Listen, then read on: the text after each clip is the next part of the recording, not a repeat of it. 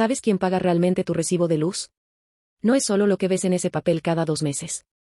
Hay otra factura, mucho más grande, que pagas sin darte cuenta, todos los meses, aunque ni siquiera prendas un foco. Y lo más perturbador es a quien está beneficiando ese dinero. Porque el subsidio eléctrico en México, ese que supuestamente existe para ayudar a las familias más pobres, está haciendo justo lo contrario.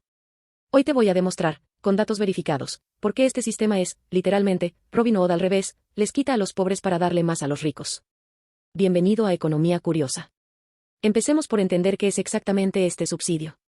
Cada vez que pagas tu recibo de luz, en realidad estás pagando menos de lo que cuesta producir esa electricidad. La diferencia la cubre el gobierno, con dinero de todos los contribuyentes.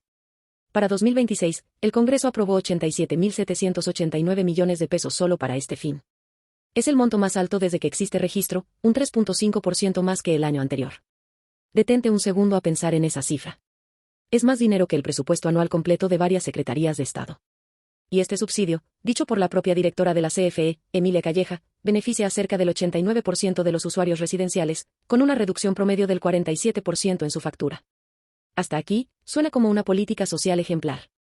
Pero hay una pregunta que casi nadie se hace: si el subsidio es generalizado, si lo recibe casi todo el mundo sin importar cuánto gane, ¿quién se está llevando la tajada más grande? La respuesta te va a doler.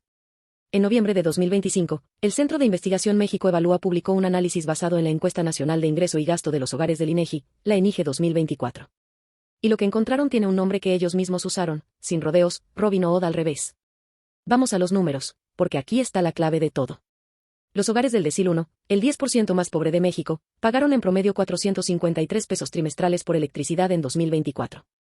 Eso representa el 3.3% de todo su ingreso destinado únicamente a pagar la luz.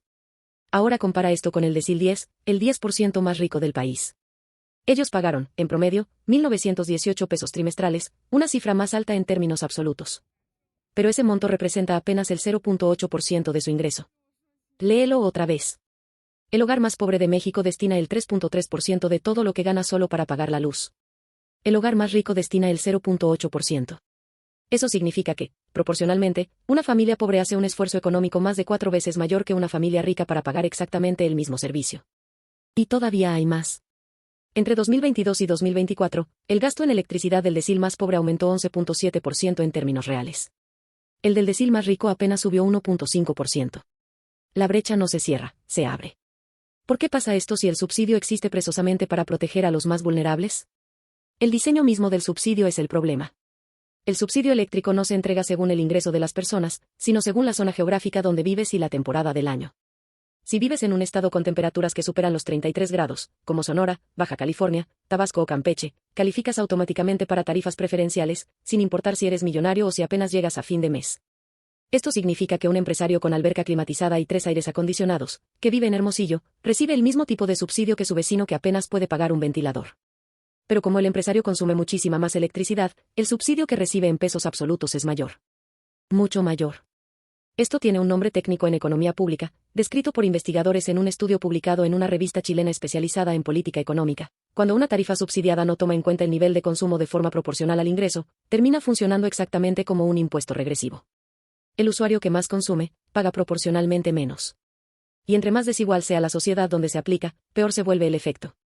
México, recordemos, es uno de los países más desiguales de la OCDE. Aplicar un subsidio generalizado, sin filtros de ingreso, en un país así, no es protección social. Es regalarle dinero público a quien menos lo necesita, usando como excusa a quien sí lo necesita. Pero esto se pone más oscuro cuando vemos hacia dónde va realmente ese dinero. La Comisión Federal de Electricidad no está usando ese subsidio únicamente para aliviar la factura de las familias. Una parte importante de esos recursos sirve para tapar un agujero financiero que la propia empresa genera. Según el análisis de México Evalúa de octubre de 2025, para 2026 se prevé un déficit operativo de 58.000 millones de pesos en la CFE, superior al de años anteriores, porque la empresa vende electricidad por debajo de su costo real de producción, sobre todo en el sector doméstico y agrícola. Es decir, el subsidio no solo beneficia más a los ricos que a los pobres. Además, una parte ni siquiera llega a las familias. Se queda cubriendo la ineficiencia operativa de una empresa estatal que, según sus propios reportes, depende cada vez más de gas natural importado desde Estados Unidos. Y aquí viene el dato que debería hacerte enojar de verdad. En enero de 2026, cuando una tormenta invernal en Estados Unidos disparó el precio del gas natural hasta un 80% respecto a diciembre, especialistas en energéticos advirtieron algo crucial. México tiene enormes reservas de gas shale propio, pero el gobierno ha decidido explícitamente no desarrollarlas mediante fracking.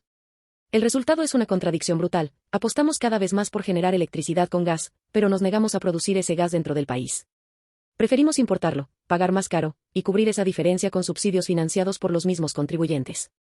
Como explicó un especialista citado por el Universal, mantener las tarifas congeladas mediante subsidios crecientes crea una ilusión de estabilidad que en realidad es financieramente insostenible y distorsiona las señales económicas del sector eléctrico. En otras palabras, no estamos resolviendo el problema. Solo lo estamos escondiendo, año tras año, debajo de una alfombra cada vez más grande, pagada con el dinero de todos.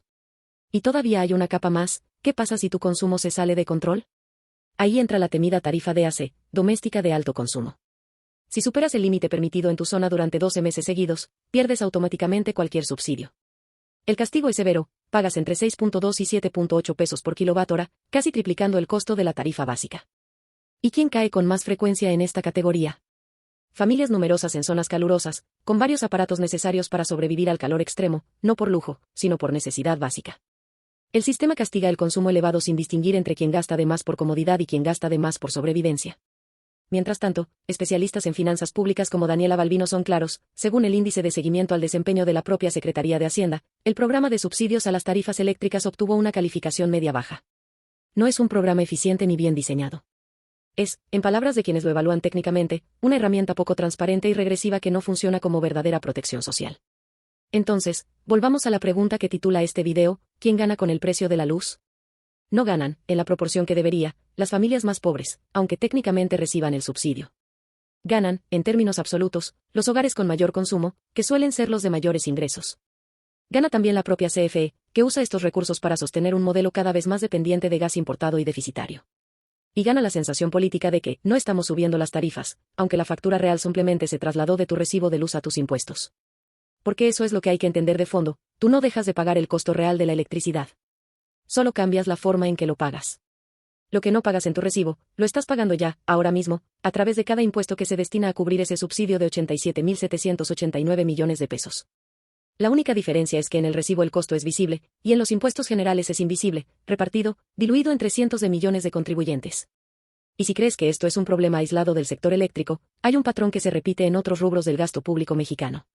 El subsidio a Pemex, por ejemplo, le costó a cada ciudadano mexicano 1.173 pesos durante 2025, según otro análisis de México Evalúa, porque la petrolera estatal recibió 396.000 millones de pesos del gobierno, pero solo aportó 240.000 millones, generando una pérdida neta de 156.000 millones de pesos que también termina pagando el contribuyente.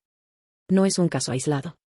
Es un patrón donde el discurso de apoyo a las familias sirve para sostener empresas estatales ineficientes y beneficiar desproporcionadamente a quienes menos necesitan la ayuda. La pregunta que te dejo no es si los subsidios deberían existir. La pregunta es si estamos dispuestos, como sociedad, a seguir financiando un sistema que se presenta como justicia social, cuando los datos demuestran, una y otra vez, que funciona exactamente al revés.